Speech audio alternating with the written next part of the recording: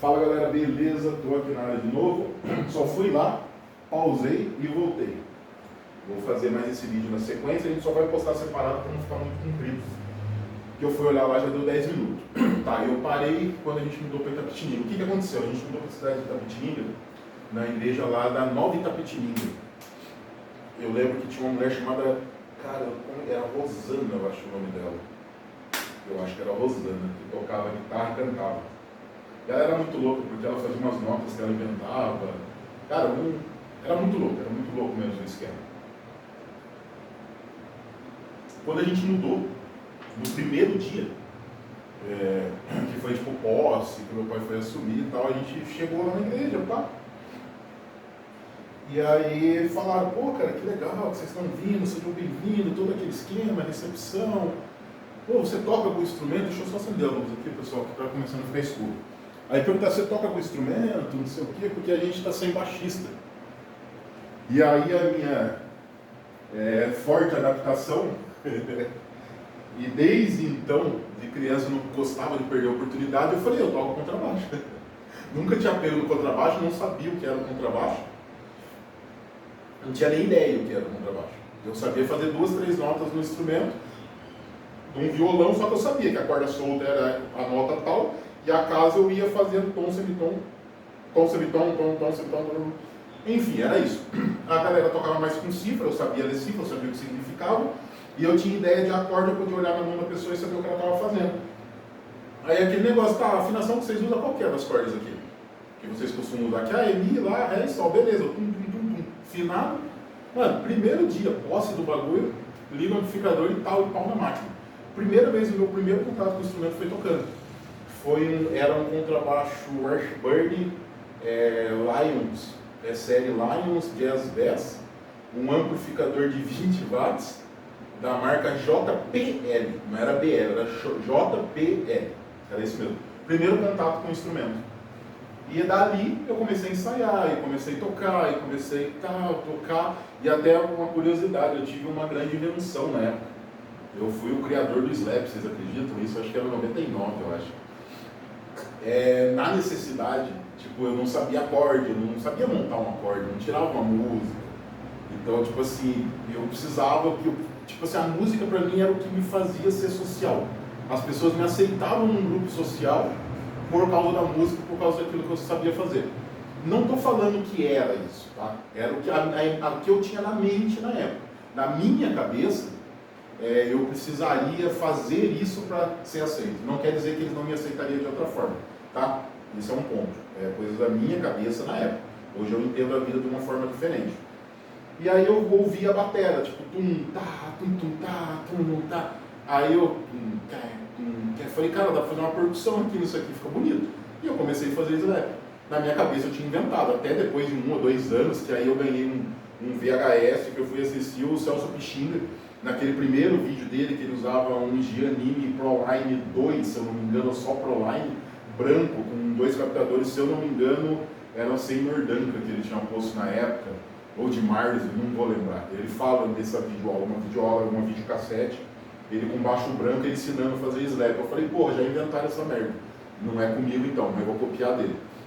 E aí eu consegui desenvolver bem e tal, que me ajudou muito lá na frente no lance do slap. Aí nessa cidade, eu comecei a criar, aí eu comecei a ter adolescência. Foi aonde eu participei, que eu conseguia ir nos encontros, eu conseguia vir para Sumaré, na Estância Árvore da Vida, todo ano, nos congressos que tinham. Cara, era congresso para 5.000 pessoas acampado, tinha alojamento para 5.000 pessoas passarem 3 dias, sexta, sábado e domingo. Um evento, na época, teve evento que a gente foi, era o Rinaldi que fazia isso na época. Tinha evento que, eu cheguei a ir evento lá que tinha, na parte da manhã teve tipo Soraya Moraes, aí à noite teve Diante do Trono, no outro dia de manhã teve tipo Oficina G3, e quando estava todo mundo no auge. Então tinha, eu acho que já teve militantes já. Então, tipo assim, era um congresso que a gente juntava o ano inteiro as moedinhas, dinheiro, fazia caravana, a gente ia de busão pra lá. Galera, se alguém lembrar, não sei se a galera vai estar acompanhando esse vídeo, vocês comentam aí, foi uma época do auge ali, daquela transformação do gospel, que era um movimento muito bacana na época. Depois, deixa pra lá o que aconteceu, mas no geral, assim, era uma época muito foda, assim. E foi lá que eu desenvolvi toda a parte, era tocando ronquinole, que a gente chamava, puta cruveira. E aí eu tive uma primeira banda, entre aspas, que a gente chamava, acho que a gente chamou de Zebulon, né? Que era para tocar em retiro. Que aí era o Danilo, tocava guitarra, que era metaleiro mesmo, do metal, a gente já começou a andar junto. Escola, época de escola, reprovei pra caramba, lá que eu acabei largando a escola, eu abandonei a escola por N motivos. Tipo, e não me arrependo nada de ter largado nessa época. Pude conhecer professores horríveis, tipo, tive as piores experiências possíveis, assim, mas é porque era adolescência.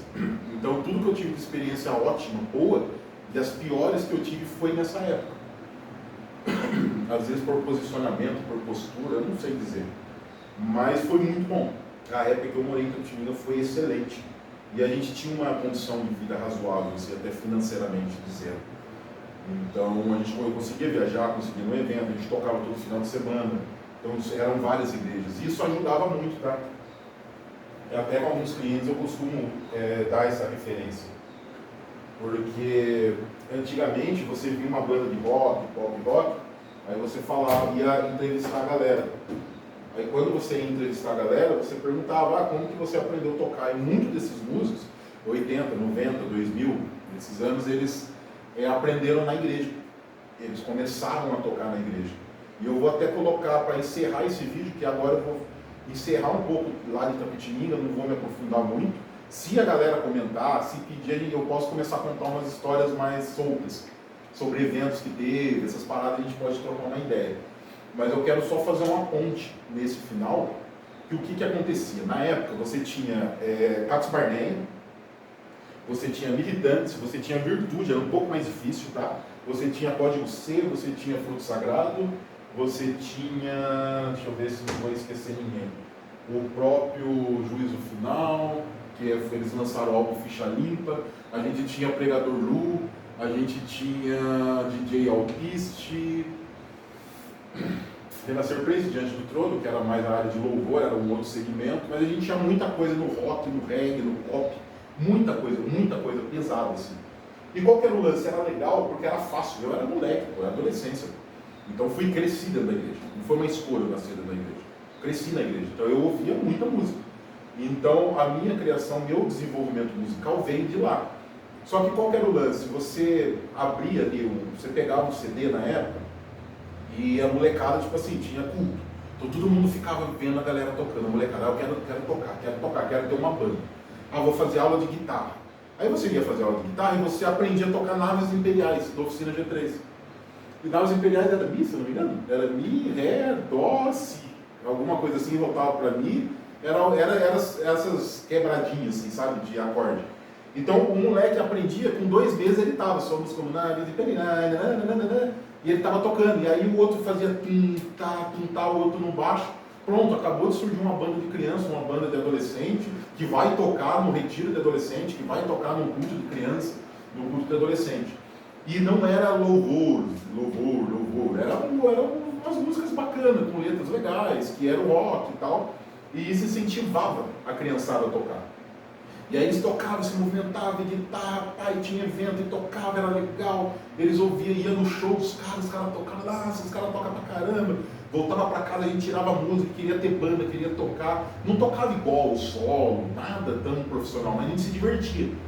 E aí muitos músicos que vieram na história do rock nacional, anos 90 e 2000, muitos têm uma história de passagem na igreja, onde eles aprenderam. Depois de um tempo eles até saíram de igreja, foram criar outros caminhos.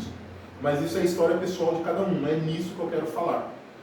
Mas o que eu quero dizer é que hoje ficou um pouco mais difícil. E eu acho que até por isso a música, entre aspas, que eles chamavam, eu chamava antigamente de secular, a música que não era uma música que era de quem era de igreja, por exemplo, está ficando tão pobre musical. Porque não tem mais. Então, tipo assim, se o moleque hoje, eu gosto de rock, vou para a igreja, o que eu vou tocar? Não tem. Então tem ainda o Resgate, que ainda faz um som muito legal, mas não toca em evento. Então em retiro, só se toca música de adoração, vamos dizer, worship e tal. Só se toca música gospel de adoração. É de Deus para Deus. Da gente para Deus, adoração. E eu acho que acabou ficando muito disperso. Isso acabou tirando essa criatividade da molecada, porque a molecada em retiro, Não era um retiro que nem seria hoje, que é só o tempo todo, só adoração, adoração. Toca uma musiquinha mais agitada, mas é pouca coisa. E eu sinto isso por causa que o mercado deixou as bandas mais difíceis de executar. Então, se você pegar os primeiros álbuns do Oficina G3, era tecnicamente foda pra caramba, era muito legal. Mas a base você conseguia fazer. Hoje, nem músico que sabe tocar, às vezes consegue tirar um som que a galera faz, de técnico que acabou virando. Então acabou virando aquele solo interminável, aquela pegada de 2 bumbos, de batera. Não estou falando mal da banda, a qualidade é muito... Cara, a qualidade das bandas hoje é 1 milhão de vezes melhor do que na minha época, porque na época a gente tocava. Só que na época a gente tocava, era executável para quem está aprendendo. Então se eles vão tirar da igreja e vão passar para o bar. Acontecia muito isso. Então hoje você vê bandas de metal com muita técnica, os músicos de quarto fritando. Mas a molecada mesmo, fala pra mim, vai num barzinho hoje, senta num barzinho, o que dá pra ouvir e tocar dentro de um barzinho moderno hoje? A maioria não dá, cara. Mudou muito o segmento do mercado. Eu sempre falo Legião Urbana. Legião Urbana pra mim é, cara, eu não gosto da banda, eu nunca gostei, eu não gosto da ideologia, eu não gosto da letra, eu não gosto de exatamente nada relacionado à Legião Urbana. É meu gosto pessoal. Eu simplesmente não engulo aquilo. Só que eu assumo uma coisa. Até hoje as pessoas tocam Legião Urbana nos bares, toca, a galera gosta, a galera acha legal. Por quê? Porque são músicas fáceis de tocar, são acordes simples de tocar. Então se eu faço uma música com 4 acordes, a galera, todo mundo consegue reproduzir. Então no churrasco, o cara, tirei uma aqui, ó, pá, porque é fácil, ele reproduziu. Aí eu nunca ouvi a música, nossa, eu gostei disso aqui que canta, tal, tal. Beleza, eu viro fã da banda. Então é um marketing orgânico que acaba acontecendo. Isso quando eu penso em criar músicas para ser reproduzida por outras pessoas, trabalhar o marketing orgânico e crescer nesse segmento. Quando eu monto uma banda para fazer som para músico, eu só vou atingir quem realmente é músico. Então a galera que está começando às vezes fica para trás. É só uma reflexão curta, não quero entrar em nada de teorias e outras teorias. Vou encerrar o vídeo para eu fazer um outro vídeo falando. Eu quero falar um pouquinho mais só no final do Itapetininga, de bandas, de equipamentos que eu passei por ali, até a minha saída para a cidade de Caraguatatuba. E Caraguá, aí eu já fui começando a entender o que era uma vida adulta. Itapetininga foi mais adolescência e tal, ainda tinha muita liberdade, fazia muitas coisas, saía, fazia rolê. Meu primeiro contato, tipo, quando eu comecei a beber, foi em Itapetininga. Foi quando eu comecei a tocar outras músicas, não só músicas da igreja. Foi quando eu tive contato com o mundo externo, vamos assim dizer. Foi chocante, foi difícil, tá? Porque quando você está num mundo, você cresce dentro de um mundo, nunca foi forçado. Eu nunca fui obrigado a estar dentro da igreja, mas nunca me obrigou a isso. Mas eu cresci naquele mundo, então o meu mundo ele é isso aqui. Quando eu descobri que tem um mundo externo, aí você sofre bastante, porque você não tem malícia, você não tem o tempo rápido, você não é safro, então você sofre bastante quando você descobre um mundo, como é o mundo. Porém, a obrigatoriedade de eu ser desapegado com pessoas, com local, com produto, pela mudança constante que eu tinha, de eu estudar um ano numa escola e o outro ano na outra, e eu mudar de casa várias vezes dentro da mesma cidade, ou quando eu mudar de cidade, e eu estar cada dia com uma pessoa, com um rolê, com uma galera, isso me deixou sem ter apego nenhum.